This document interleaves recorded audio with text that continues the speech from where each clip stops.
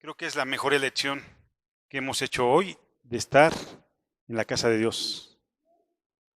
A mí me agrada mucho siempre estar en la casa de Dios porque el pastor Gustavo nos decía que es el único lugar donde podemos convivir todos.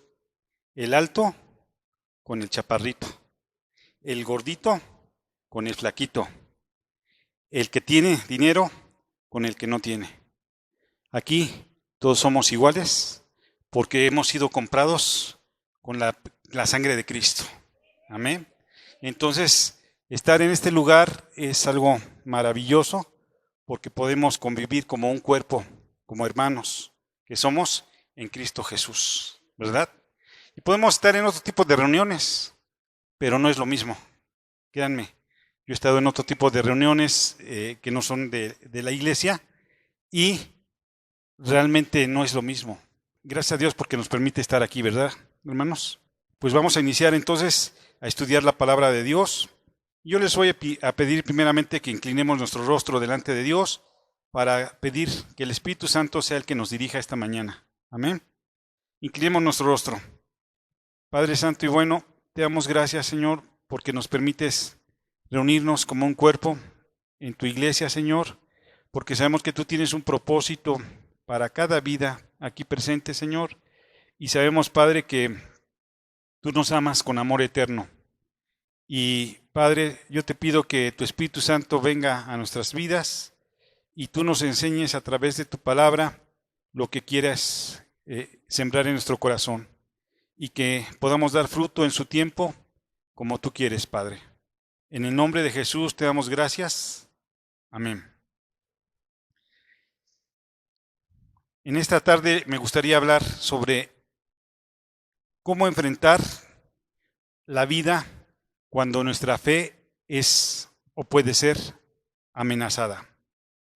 La confianza en Dios es esencial, sin importar la situación que enfrentemos en la vida, pero en ocasiones esto es más fácil decirlo que hacerlo. ¿En alguna ocasión nuestra fe ha sido amenazada? Hermanos, es una pregunta. ¿Sí? ¿Nos hemos sentido amenazados en nuestra fe? ¿Sí o no? Yo creo que sí, ¿no? Yo me acuerdo que inclusive hace muchos años tomaba una clase de Antiguo Testamento con una maestra americana y ella nos decía a los alumnos, quien en este momento, cuando estén escuchando la clase, se sienta amenazado en su fe, pueden tomar sus cosas y se pueden salir de clase. Yo no entendía así al principio, pues ¿por qué dice eso, no? Vamos a estudiar la Biblia. Pero cuando ella empezaba a hablar de ciertas situaciones históricas, filosóficas, pues sí, ¿no? O sea, hoy con tanta ideología, nuestra fe se puede sentir amenazada. Yo nomás me pongo a pensar en los niños que van a la escuela. Su fe puede sentirse amenazada si no tienen las bases, si no tienen los fundamentos con qué defenderse. Porque hoy les enseñan que un niño es igual que una niña. No importa la biología ni la anatomía. Lo que importa es lo que pensamos, lo que creemos. Es lo que enseña el mundo, no es lo que enseña Dios. Entonces me pongo a pensar en los niños, ¿cómo van a crecer en medio de esas amenazas? Su fe se puede sentir amenazada. ¿Sí? ¿De qué otra forma se puede sentir amenazada nuestra fe? Cuando pasamos por algún problema, ¿no? Con alguna dificultad, alguna lucha, alguna circunstancia difícil, nuestra fe puede sentirse amenazada. Y esto no es algo nuevo, hermanos. No es algo nuevo. Ha ocurrido durante la historia, y hemos escuchado mensajes de fe, ¿no? ¿Qué es la fe? La certeza de lo que se espera, la convicción de lo que no se ve. Entonces la confianza debería ser algo inherente a nuestro carácter, ¿verdad? A nuestra forma de ser. Tener confianza. Pero ¿cómo manejamos esa confianza? ¿Realmente tenemos confianza a veces? ¿O a veces podemos perder la confianza? Es difícil, ¿verdad? Pero sí hay circunstancias en la vida que pueden hacer que perdamos la confianza, ¿sí? A veces podemos confiar más en lo que nosotros somos que en lo que es Dios, ¿sí? Cuando nosotros perdemos la fe, ¿qué es lo que sucede? Empezamos a vivir en la iniquidad, que es hacer nuestra propia voluntad. Entonces, cuando hacemos nuestra propia voluntad, estamos perdiendo nuestra fe, nuestra confianza en el Señor. Y algo así pasó al pueblo de Dios cuando recuerdan que Dios les prometió que les iba a dar una tierra en donde fluye leche y miel. Es una promesa que les dio, ¿cierto? Pero vamos a ver qué pasó con el pueblo de Dios, el pueblo de Israel, cuando recorren. Vamos a ver en Números 13 y vemos que Moisés envió, ¿cuántos espías? 12 espías a Canaán. Y Moisés los envió porque Jehová se lo ordenó. En el versículo 13 dice: Jehová habló a Moisés diciendo: envía tú hombres que reconozcan la tierra de Canaán, la cual yo doy a los hijos de Israel. De cada tribu de sus padres enviarás un varón, cada uno príncipe entre ellos. O sea, no eran cualquier persona, eran príncipes de cada tribu.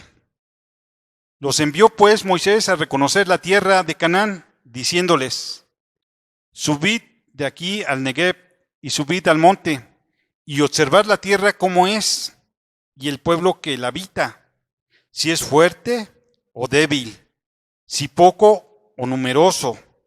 ¿Cómo es la tierra habitada? Si es buena o mala. ¿Y cómo son las ciudades habitadas? Si son campamentos o plazas fortificadas. ¿Y cómo es el terreno? Si es fértil o estéril. Si en él hay árboles o no. Y esforzaos y tomad el fruto del país, y era el tiempo de las primeras uvas. Las indicaciones fueron claras y precisas para los 12 espías, ¿ok? ¿Qué tenían que hacer? Ir a reconocer la tierra, ver si era buena, si era mala, si estaba fortificada, si no estaba fortificada, qué tipo de personas habitaban ahí, ¿sí? ¿Y cuál fue el reporte? El reporte dice: nosotros llegamos a la tierra a la cual nos enviaste, la que ciertamente, fíjense, ciertamente fluye leche y miel, y este es el fruto de ella. Mas el pueblo que habita aquella tierra es fuerte, y las ciudades muy grandes y fortificadas. Y también vimos allí a los hijos de Anac. Amalec habita en el Negev, y el Eteo, el Jebuseo y el Amorreo habitan en el monte, y el Cananeo habita junto al mar y a la ribera del Jordán. Entonces ellos traen su reporte y dicen lo que hay. Y lo primero que reconocen es que Dios no les estaba mintiendo, ¿cierto? Fluye leche y miel. Pero también observan que hay un pequeño detalle. El pueblo que habita aquella tierra, ¿cómo es? Fuerte. Y las ciudades, ¿cómo son? Grandes y fortificadas. Y habitan ahí todos aquellos que no tienen temor de Dios, ¿no? Ese fue el reporte que ellos dieron. Ahora vamos a ver los enfoques. Entonces Caleb hizo callar al pueblo delante de Moisés y dijo: subamos luego y tomemos posesión de ella, porque más poderoso nosotros que ellos. Mas los varones que subieron con él dijeron: no podemos subir contra aquel pueblo, porque es más fuerte que nosotros. Y hablaron mal entre los hijos de Israel de la tierra que habían reconocido, diciendo: la tierra por donde pasamos para reconocerla es tierra que traiga a sus moradores, y todo el pueblo que vimos en medio de ella son hombres de gran estatura.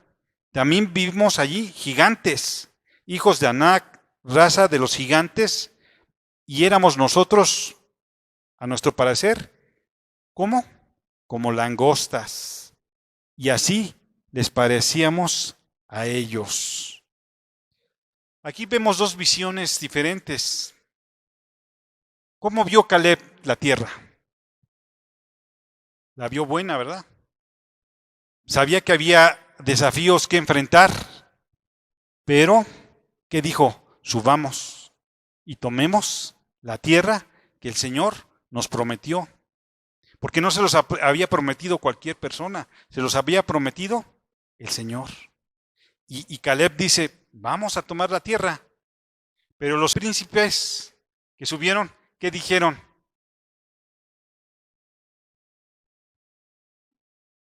Les dio temor, les dio miedo. ¿Por qué? Porque vieron que había hombres gigantes, fuertes, la ciudad estaba fortificada. ¿Y cómo se autopercibían ellos? Como langostas. O sea, aquí vemos dos visiones diferentes. Cuando vemos la visión de Dios, de Caleb, podemos, todo lo puedo en Cristo que me fortalece, ¿verdad? Cuando tenemos la fe, la confianza de que Dios está con nosotros, podemos subir y tomar la tierra. Caleb. La tierra de las circunstancias, de los problemas, de las dificultades, de muchas situaciones por las que podemos estar pasando. Pero los príncipes de las diferentes tribus de Israel, ¿qué estaban viendo?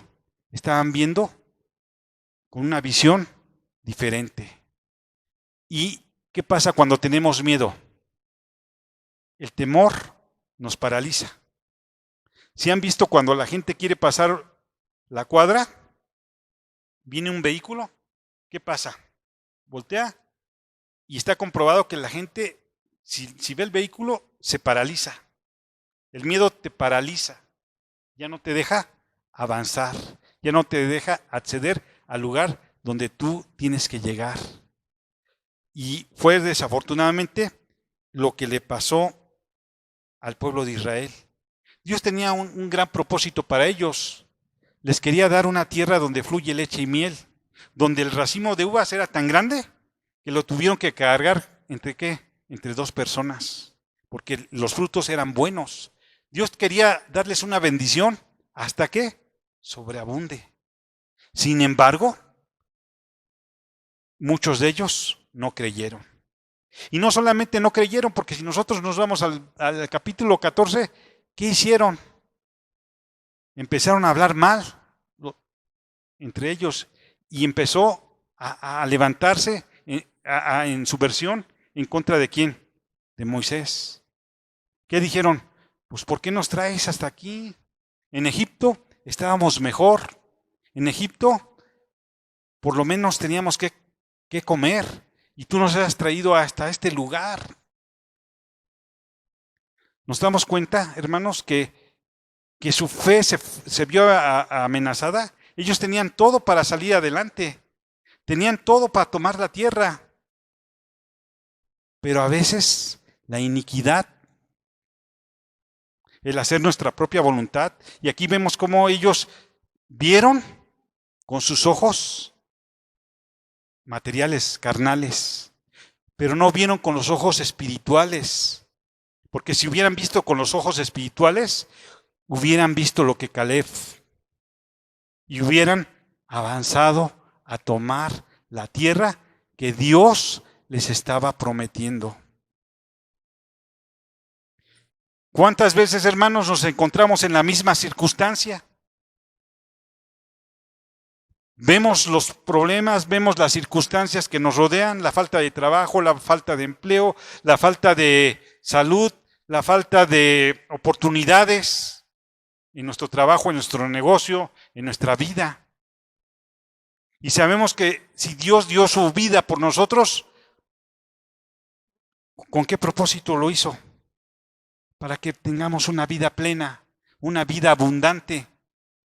Pero no basta con decir, pienso, sino tenemos que creer y tener la convicción de que Dios está con nosotros. Sin fe es imposible agradar a Dios. La pregunta es, ¿con qué ojos, con qué visión estamos enfrentando la vida? ¿La estamos enfrentando con la visión de Dios o la estamos enfrentando en nuestras propias fuerzas? Sabemos que en nuestras propias fuerzas, por más fuerte que digamos que somos, no vamos a poder avanzar. ¿Por qué? Porque como seres humanos tenemos limitaciones. El más inteligente tiene limitaciones. El más poderoso tiene limitaciones. El más rico tiene limitaciones. ¿Cuánta gente se ocupa por sus riquezas, hermanos? Yo lo he visto, que me dedico a esto, gente que se dedica a enriquecerse. Y muchas veces no disfruta ni siquiera de lo que está haciendo.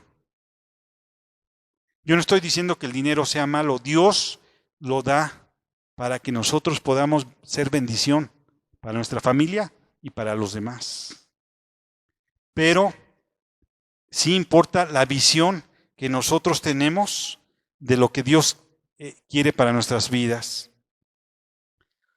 El temor es destructor, el temor es traicionero, el temor nos impide recibir las bendiciones que Dios nos quiere dar.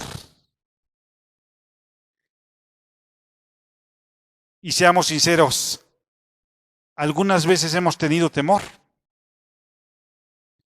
Yo les puedo decir, al menos personalmente, que sí he tenido miedo. Y cuando uno tiene miedo y tiene temor, créanme que se paraliza uno. Y cuando vienen los pensamientos a nuestra vida, no puedes, estás solo, realmente no vas a poder con esto, con aquello. Creo que ya se los he platicado, pero cuando yo estaba en el hospital, esos pensamientos llegaron a atormentar mi vida, ¿no? Porque llegaban y estás solo, no tienes nada, ya te vas a morir. Esos eran los pensamientos que llegaban a mi vida. Pero también llegaba a mi vida, gracias a Dios, la palabra de Dios, las promesas de Dios que están en este libro. Y cuando nosotros confiamos en las promesas de Dios, no importa la situación que estemos pasando. ¿Nuestra fe se va a ver amenazada? Sí. Pero también quiero decirles que nosotros estamos parados sobre la roca. La roca es Jesús. ¿Recuerdan la historia de Pedro? Pedro era impetuoso, era una persona con un carácter, digamos, impetuoso. ¿Y qué pasó? Jesús le preguntó en 3 ocasiones, Pedro, ¿me amas? Y decía, Señor, yo te amo. Pedro, ¿me amas? Sí, te amo. Pedro, ¿me amas? Como que Pedro es, pues, ¿por qué me estás preguntando eso? Sí, te amo, ¿no? Como que es algo obvio, estoy aquí contigo. Te amo. ¿Y qué le dijo el Señor? Apacienta mis ovejas. A pesar de que Pedro le negó en 3 ocasiones, él tuvo una nueva oportunidad. Y muchas veces nosotros también podemos fallar al Señor. Podemos equivocarnos. Podemos dejar de reunirnos, de congregarnos, de tener comunión con el Señor. Pero Dios siempre nos da una segunda oportunidad para arrepentirnos y para enfocarnos y visualizar el propósito que Dios quiere para nuestras vidas. Amén. Y no solamente esto le pasó al pueblo hebreo, vamos a ver otros ejemplos rápidamente. Moisés, a pesar de ser un líder poderoso y elegido por Dios para guiar al pueblo de Israel, Moisés a veces mostró dudas y falta de fe. ¿Se acuerdan cuando golpeó la roca? ¿Cómo la golpeó? ¿Qué tenía en su corazón cuando la golpeó? Coraje, ¿verdad? Como que desesperado. Ya que suceda, ¿no? ¿No era más fácil inclinarse y decirle, Señor, ten misericordia de nosotros? Ahí su fe se vio también amenazada. Los discípulos de Jesús, cuando Jesús calmó la tormenta en el mar de Galilea, los discípulos, ¿cómo fue su situación? Tuvieron temor, tuvieron miedo. ¿Y con quién estaban? Estaban con el Maestro, estaban con Jesús. Y a pesar de ello, dudaron y tuvieron miedo. No confiaron. Ahí su fe se vio nuevamente amenazada. Cuando Pedro está caminando en el mar, ¿se acuerdan de ese milagro? Imagínense caminar en el mar, Jesús al frente. ¿Y qué pasó? En un determinado momento se fue hundiendo, ¿verdad? ¿Pero por qué se hundió? ¿Por qué? Por falta de fe. Pero yo creo que también le dio temor, ¿no?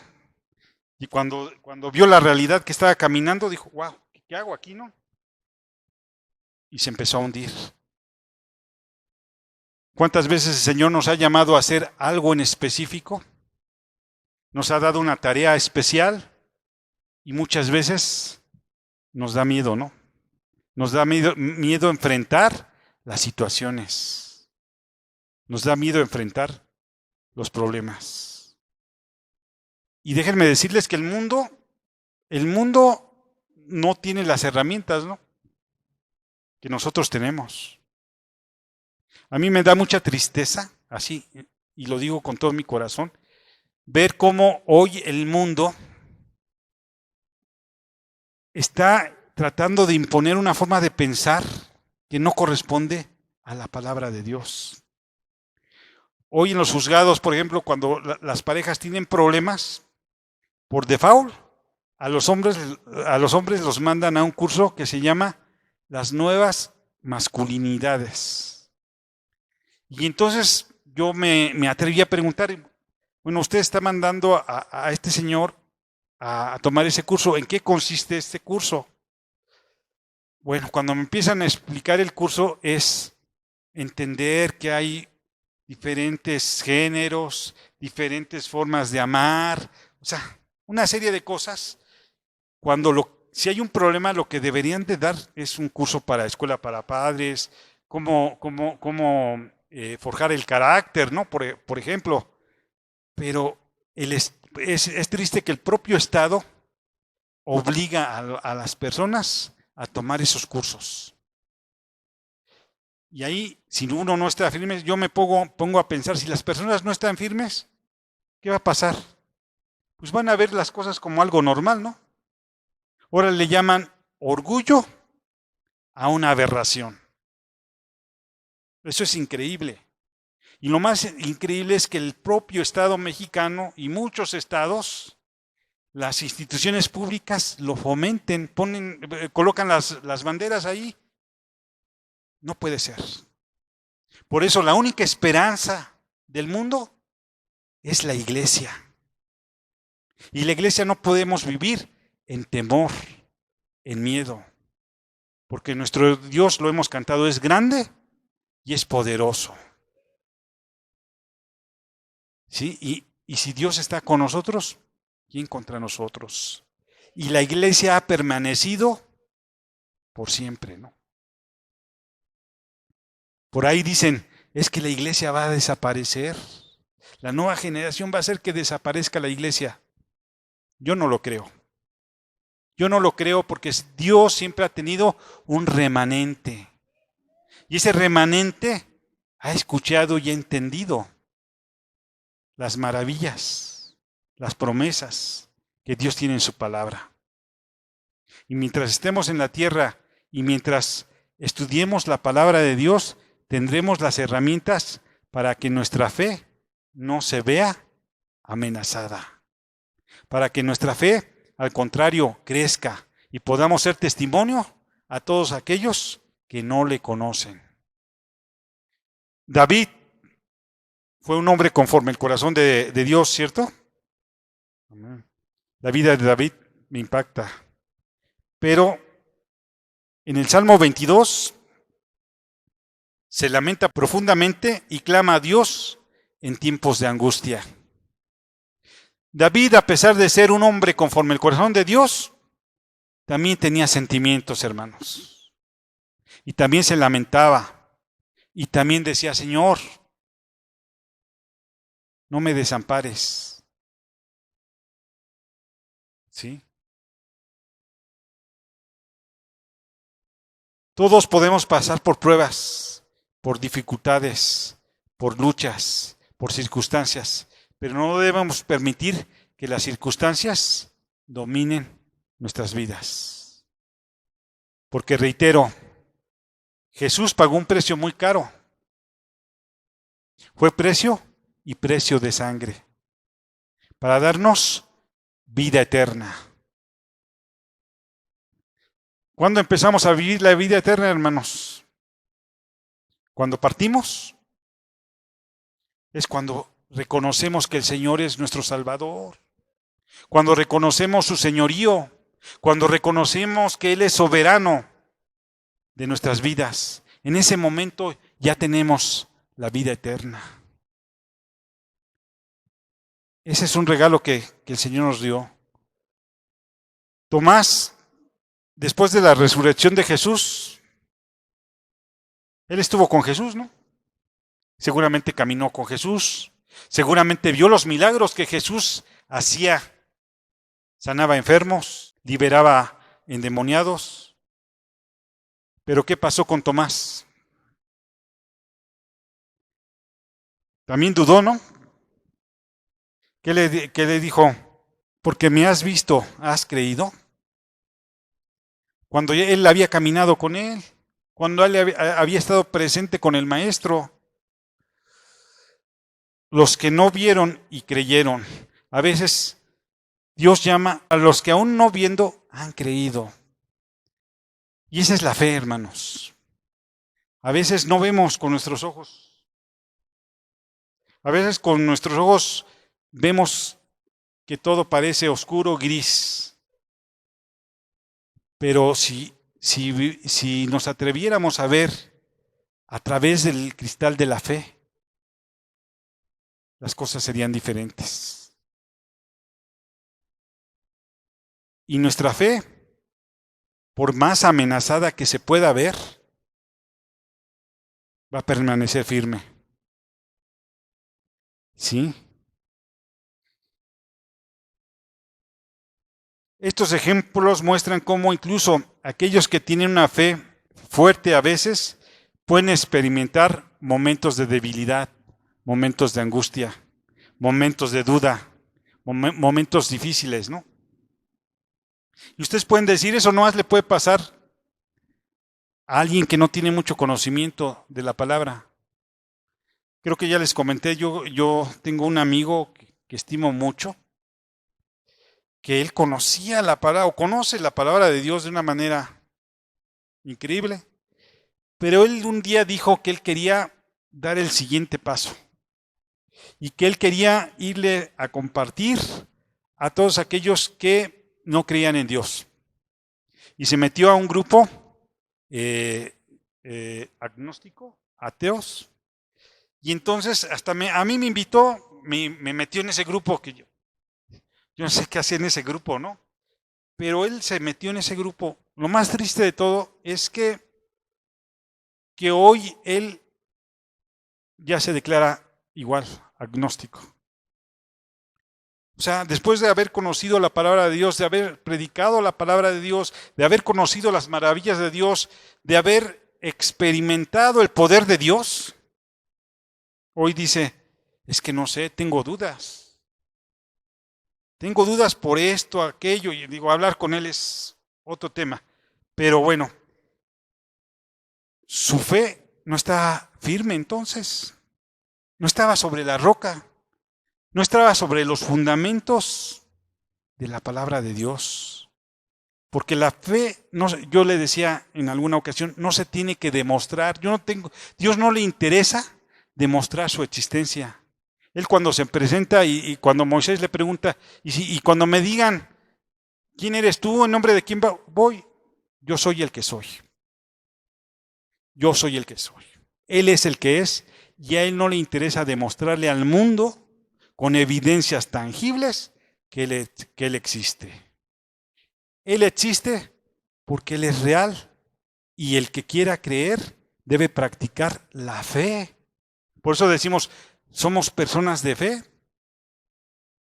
Por eso aquí no adoramos imágenes ni nada tangible, porque Dios es espíritu y es verdad. Y nosotros creemos y confiamos plenamente en Jesús. Amén. Ahora, ¿cómo corregir esos fracasos en la fe que a veces, o esos tropiezos en la fe, o esas dudas que a veces tenemos en la fe? ¿Cómo los podemos corregir?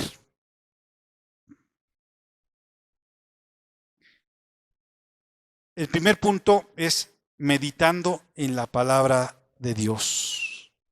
Nosotros debemos de meditar día y noche. Y estas palabras que te mando yo, las repetirás ¿cuándo? Estando en el camino, ¿verdad? Al amanecer y al atardecer. Entonces, ¿qué es meditar la palabra de Dios? Es pensar y escudriñar y entender. Y ustedes todos han leído el Salmo 93, 91, 23, 125. Pero yo creo que si todos van a estar seguros de lo que voy a decir, cada vez que leemos la palabra, aunque sea el mismo capítulo, el mismo versículo, Dios nos habla de una manera nueva. Nos da un mensaje nuevo. Aunque es el mismo capítulo, el mismo versículo, Dios nos habla. Entonces, ¿cómo podemos aumentar nuestra fe? Es meditando en la palabra de Dios. Sería el primer punto, meditar en la palabra de Dios. El siguiente punto es recordar las maravillosas obras que Dios ha hecho por nosotros. Dios ha hecho cosas grandes en nuestras vidas. Las debemos de recordar, ¿no? No sucede que a veces nos acordamos únicamente de lo malo. Me pasó esto, se me perdió esto. Yo pensé que podía salir esto así o esto asado.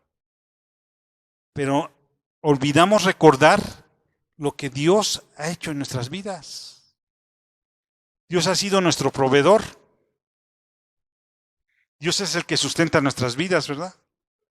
Dios es el que nos fortalece, el que nos cuida, el que nos perdona, el que nos libera de todas nuestras angustias y todos nuestros temores. Entonces, hay que recordar las maravillas que Dios ha hecho por nosotros. Y el tercer punto, mantener nuestro enfoque en Dios, en nadie más. Vimos los dos enfoques, ¿no? De los príncipes. Vieron todo negativo, todo oscuro. Pero hubo uno que sí estaba viendo el enfoque correcto. Él sí tenía la confianza de ir y tomar la tierra. ¿Con qué enfoque estamos enfrentando la vida, hermanos? ¿Con el enfoque de Dios? ¿Con el enfoque del mundo? ¿O con el enfoque de nuestra propia iniquidad?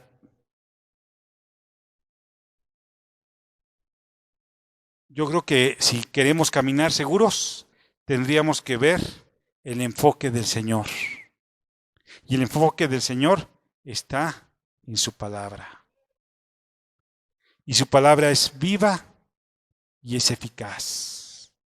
Y nos redarguye, nos confronta, nos enseña, nos levanta. Si estamos tristes, la palabra nos consuela.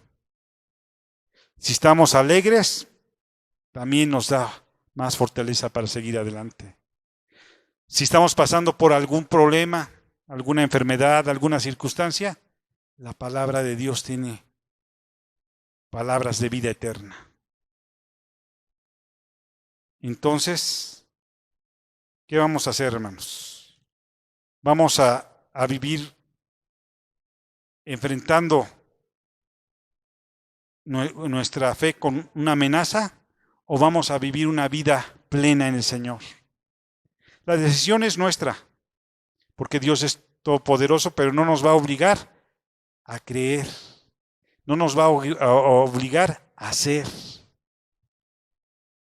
Dios respeta tanto nuestras vidas que nos da la libertad de elegir. ¿Qué vamos a elegir? ¿Creerle a Dios? Hoy dicen, tú eres el arquitecto de tu propio destino. Parece muy buena esa frase, ¿no? Eres el arquitecto de tu propio destino. ¿Creen que es realidad eso? No, el arquitecto de nuestro destino es el Señor. Y nosotros solamente somos instrumentos en sus manos. Y aquí, durante mucho tiempo, nuestro pastor nos enseñó acerca de la iniquidad. El hacer nuestra propia voluntad nos lleva al fracaso. Pero hacer la voluntad de Dios nos va a llevar a la victoria, a tener una vida plena en el Señor. Con eso quiero decir que no va a haber problemas, no va a haber dificultades, no va a haber enfermedades, no va a haber luchas. No, hermanos. La diferencia, sí van a estar ahí y las hemos enfrentado. Pero la diferencia es que no estamos solos. Lo mejor de todo es que Dios está con nosotros. Y que Dios está en nosotros. Eso es lo más importante. Y entonces vendrán las luchas, las dificultades, las tormentas, los problemas. Pero Dios va a estar de nuestro lado. Entonces, ¿qué nos puede preocupar? Tenemos las herramientas con que enfrentar la vida. Tenemos las herramientas con que forjar nuestro carácter. Y tenemos las herramientas con que enfocarnos en el Señor, en su palabra. Y entonces estaremos cosechando frutos dignos de arrepentimiento. Amén. Gracias a Dios. Pues vamos a darle gracias a Dios en esta tarde que nos ha permitido leer su palabra. Yo les invito a que inclinemos nuestro rostro delante de Dios nuevamente y que si nuestra fe ha sido amenazada en algún momento o hemos sentido que nuestra fe ha sido amenazada en algún momento, tenemos las herramientas para salir adelante. Padre Santo, yo te doy gracias porque aunque mi fe en muchas ocasiones se ha visto amenazada, tú siempre has estado a mi lado, Señor, dándome palabras de vida eterna. Y gracias, Señor, porque al meditar en tu palabra, al pensarla, al razonarla, al escudriñarla, Señor, yo encuentro la grandeza de lo que tú eres, Padre. Ayúdame a meditar cada día más y más en tu palabra. Señor, también ayúdame, Señor, a recordar las cosas grandes que tú has hecho en nuestras vidas. Señor, ayúdame a reconocer que todo lo que soy, que todo lo que he hecho, lo he hecho con tu gracia. Lo he hecho por tu misericordia y por tu verdad. Padre, ayúdame también a enfocarme cada día en lo que tú quieres de mí, en el propósito que tú tienes para mi vida. Ayúdame, Señor, a no perder el enfoque en tu palabra, Señor, en las promesas que tú tienes para mi vida, Señor. Tu iglesia, Señor, ha sido atacada durante mucho tiempo, pero ha permanecido hasta el día de hoy y seguirá permaneciendo porque tu palabra sigue vigente. Tu palabra no ha cambiado, Señor. Tu palabra es la que alimenta nuestras almas, nuestro espíritu y nos ayuda a seguir adelante, Padre. Bendito seas y alabado sea tu nombre desde ahora y para siempre. Amén. Dios les bendiga, hermanos.